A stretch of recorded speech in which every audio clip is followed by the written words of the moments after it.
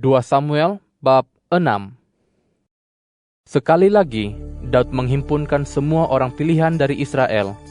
Jumlahnya seramai 30.000 orang. Kemudian Daud dan seluruh rakyat bersiap-siap, lalu berjalan dari Baale Yehuda untuk mengangkut dari sana tabut Allah yang disebut dengan nama Tuhan alam semesta yang bertakhta di atas kerubin. Mereka menaikkan tabut Allah itu ke atas sebuah pedati baru dan mengangkutnya dari rumah Abinadab yang terletak di bukit. Uza dan Ahio, anak-anak Abinadab, mengendalikan pedati baru itu bersama-sama tabut Allah yang diangkut mereka dari rumah Abinadab di bukit. Ahio berjalan di depan tabut itu, sementara Daud dan seluruh keturunan kaum Israel menari-nari di hadapan Tuhan dengan diiringi nyanyian serta alat musik kecapi, gambus, rebana, kerincing, dan ceracap. Ketika mereka sampai di tempat pembantingan bijiri Nakon, Uza menghulurkan tangannya untuk memegang tabut Allah, kerana lembu-lembu pedati itu tergelincir. Lalu menyalalah murka Tuhan terhadap Uza. Allah mengajar dia di sana kerana kesalahannya itu, dan matilah dia di sana, berdekatan dengan tabut Allah. Daud berasa kesal kerana Tuhan telah menyambar Uza. Itulah sebabnya tempat itu disebut Peres Uza sampai hari ini. Namun begitu, pada hari itu Daud menjadi takut kepada Tuhan. Katanya, "Bagaimanakah mungkin tabut Tuhan itu dapat sampai kepadaku?" Oleh sebab itu, Daud tidak mahu memindahkan tabut Tuhan ke tempatnya di kota Daud. Tetapi Daud menyinggahkannya di rumah Obed-Edom, orang Gad. 3 bulan lamanya tabut Tuhan tinggal di rumah Obed-Edom, orang Gad itu, dan Tuhan memberkati Obed-Edom serta seluruh keluarganya. Kemudian kepada Raja Daud dikabarkan demikian, Tuhan memberkati keluarga Obed-Edom dan semua miliknya, kerana tabut Allah itu. Maka pergilah Daud mengangkut tabut Allah itu dari rumah Obed-Edom ke kota Daud dengan penuh sukacita. Apabila para pengangkut tabut Tuhan itu melangkah maju 6 langkah, dia mengorbankan seekor lembu dan seekor anak lembu yang tambun. Sebagai ungkapan syukur kepada Tuhan, Daud menari-nari dengan penuh semangat. Dia memakai jubah efod daripada kain linen. Demikianlah Daud dan seluruh keturunan kaum Israel mengangkut tabut Tuhan dengan sorak-sorai diiringi bunyi sangkakala. Ketika tabut Tuhan memasuki kota Daud, Mikal anak Saul melihat melalui jendela, lalu terlihat betapa Raja Daud sedang melompat-lompat serta menari-nari di hadapan Tuhan. Lalu dalam hatinya, dia memandang rendah terhadap Daud. Tabut Tuhan itu dibawa masuk, lalu diletakkan di tempatnya, di dalam kemah yang dibentangkan Daud untuk itu. Kemudian Daud mempersembahkan korban bakaran dan korban kedamaian di hadapan Tuhan. Setelah Daud selesai mempersembahkan korban bakaran dan korban kedamaian, dia memohonkan berkat bagi bangsa itu dengan nama Tuhan alam semesta. Kemudian, dia membahagi-bahagikan makanan kepada seluruh umat itu, yaitu kepada seluruh halayak Israel itu, baik lelaki maupun perempuan, masing-masing sebuku roti, sepotong daging, dan sekeping kue kismis. Lalu pulanglah seluruh umat itu ke rumah masing-masing. Ketika Daud pulang untuk memberkati keluarganya, keluarlah Mikal anak Saul menemui Daud dan berkata, "Alangkah mulianya Raja Israel hari ini. Dia bertelanjang diri di hadapan mata budak-budak perempuan para pegawainya pada hari ini, seperti seorang tidak bertamadun yang bertelanjang diri tanpa rasa malu." Kata Daud kepada Mikal, "Sebagai tanda syukur, aku menari-nari bagi Tuhan, yang telah memilih aku dan bukan memilih ayahmu atau sesiapa daripada seluruh keluarganya untuk menjadi pemimpin umat Tuhan Israel. Dengan itu, aku akan terus menari-nari bagi Tuhan. Aku bahkan rela menghinakan diriku lebih lagi daripada itu dan direndahkan di hadapan mataku sendiri. Tentang budak-budak perempuan yang kau katakan itu, justru daripada merekalah aku akan diberi hormat." Mikal anak Saul tidak mempunyai anak sampai hari kematiannya. 2 Samuel bab 7. Setelah raja menetap di dalam istananya dan Tuhan mengurniakan ketenteraman kepadanya daripada semua musuh di sekelilingnya, berkatalah raja kepada Nabi Natan, Lihatlah, aku ini tinggal dalam rumah kayu aras, walhal tabut Allah tinggal di dalam kemah. Jawab Natan kepada raja, Lakukanlah segala sesuatu yang tuanku niatkan, karena Tuhan menyertai tuanku. Akan tetapi, pada malam itu juga, datanglah firman Tuhan kepada Natan demikian, Pergilah dan katakanlah kepada hambaku Daud, beginilah firman Tuhan. Akankah engkau membina bagiku rumah untuk didiami? Sebabnya, sejak aku memimpin orang Israel keluar dari Mesir sampai hari ini, aku tidak pernah tinggal di dalam rumah apa-apapun, melainkan aku selalu hadir menyertaimu dalam sebuah kemah sebagai tempat kediaman. Kemana-mana jua sahaja aku mengembara bersama dengan seluruh orang Israel. Pernahkah kukatakan kepada mana-mana hakim yang kuperintahkan menggembala umatku Israel, mengapakah kamu tidak membina bagiku sebuah bait daripada kayu aras? Maka sekarang, beginilah yang harus kau katakan kepada hambaku Daud. Beginilah firman Tuhan alam semesta. Aku telah mengambil engkau dari padang ragut, daripada tugas menggiring kawanan domba, untuk menjadi pemimpin atas umatku, yaitu atas Israel. Aku telah menyertai engkau kemana-manapun engkau pergi, dan telah melenyapkan semua musuhmu daripada hadapanmu. Aku akan membuat namamu besar, seperti nama orang besar yang ada di bumi. Aku akan menentukan suatu tempat bagi umatku Israel dan menempatkan mereka di sana, sehingga mereka mendiami tempat sendiri tanpa diganggu lagi. Mereka tidak akan tertindas lagi oleh orang zalim seperti sebelumnya, yaitu sejak masa aku melantik para hakim untuk memimpin umatku Israel. Aku akan memberikan ketenteraman kepadamu daripada semua musuhmu. Selain itu, Tuhan pun menyatakan kepadamu bahwa Tuhan akan mengukuhkan sebuah keluarga bagimu. Apabila sampai akhir hayatmu dan engkau dibaringkan bersama nenek moyangmu, aku akan membangkitkan keturunanmu kelak, anak kandungmu sendiri, dan aku akan mengukuhkan kerajaannya. Dialah yang akan membina sebuah bait bagi namaku, dan aku akan mengukuhkan takhta kerajaannya untuk selama-lamanya. Aku akan menjadi bapaknya, dan dia akan menjadi anakku.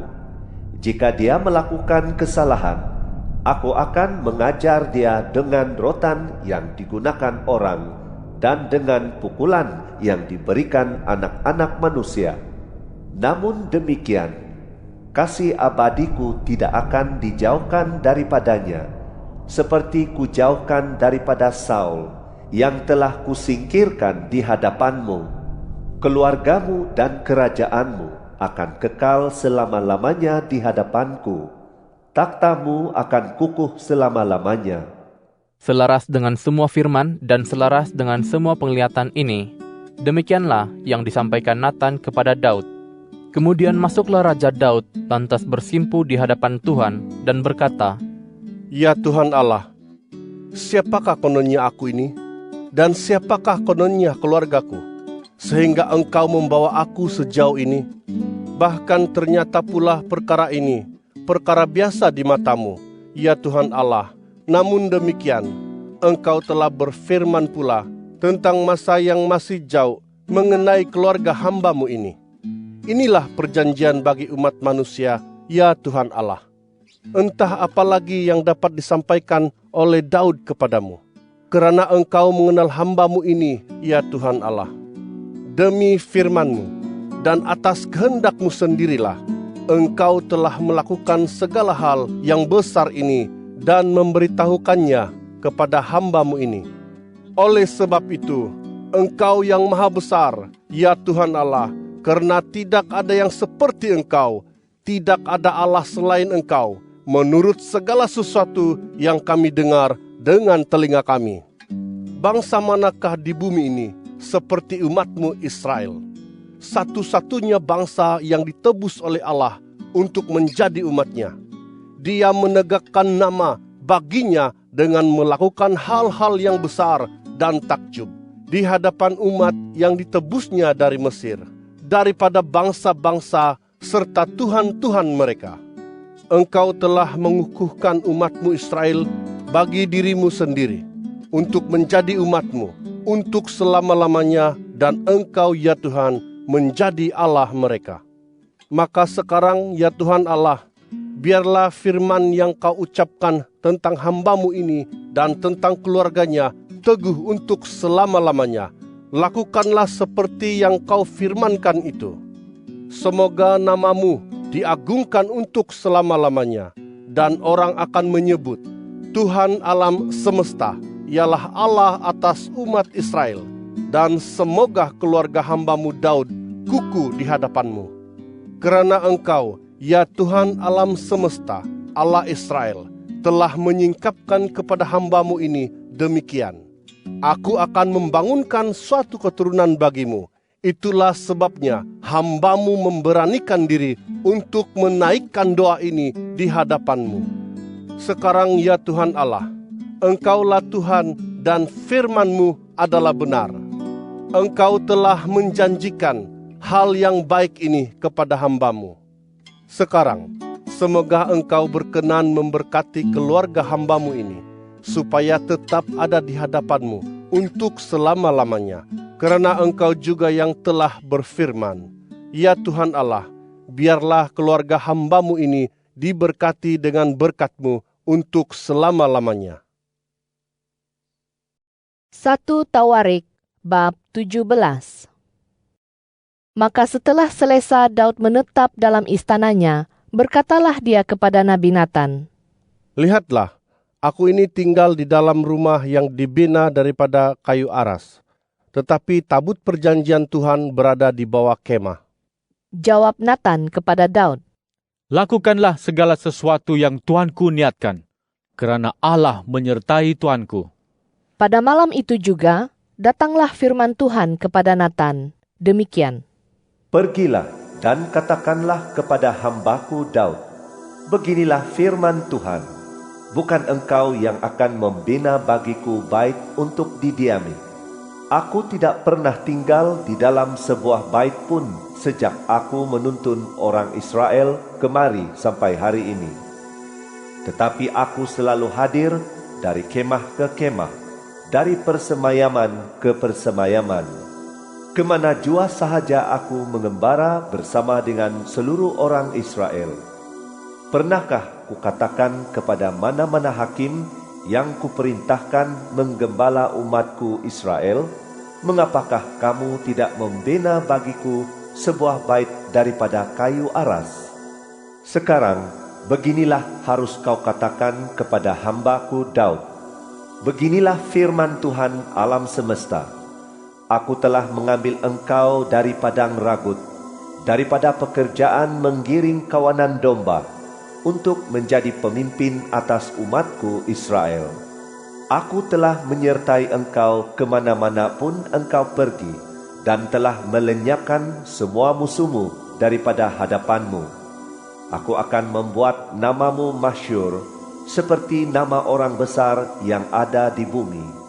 Aku akan menentukan suatu tempat bagi umatku Israel, dan menempatkan mereka di sana, sehingga mereka mendiami tempat sendiri tanpa diganggu lagi. Mereka tidak akan tertindas lagi oleh orang zalim seperti sebelumnya. Sejak aku melantik hakim-hakim untuk memimpin umatku Israel, aku akan menundukkan semua musuhmu.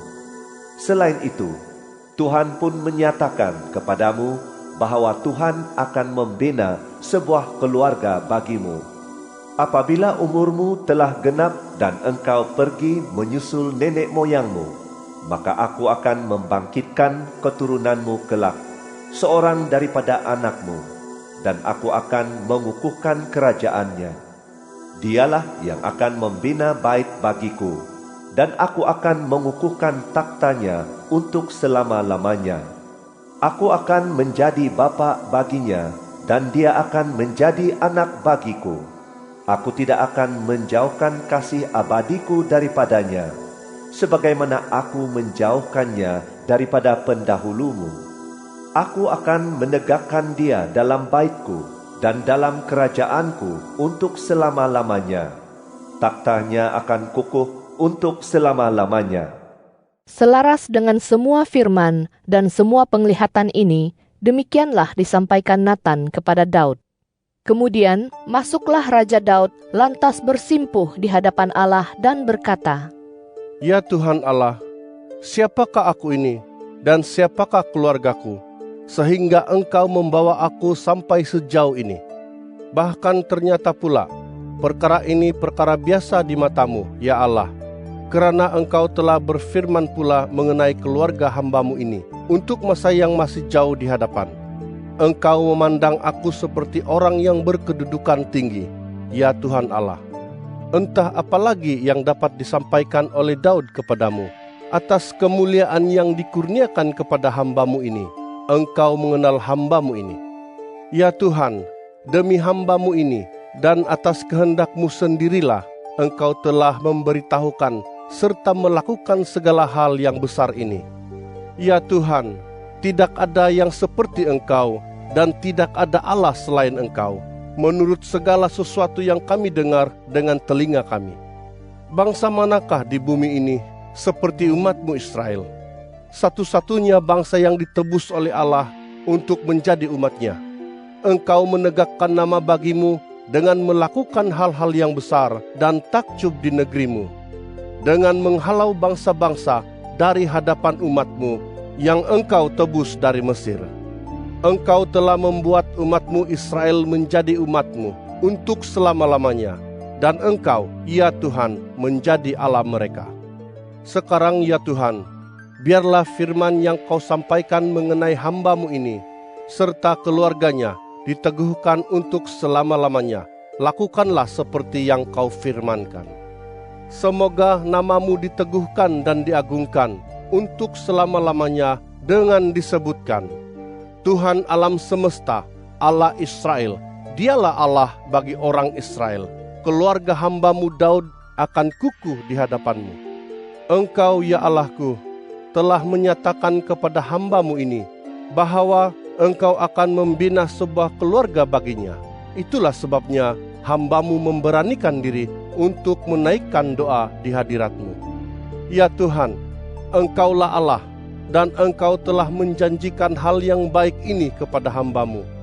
Sekarang, semoga Engkau berkenan memberkati keluarga hamba-Mu ini, supaya tetap ada di hadapan-Mu untuk selama-lamanya.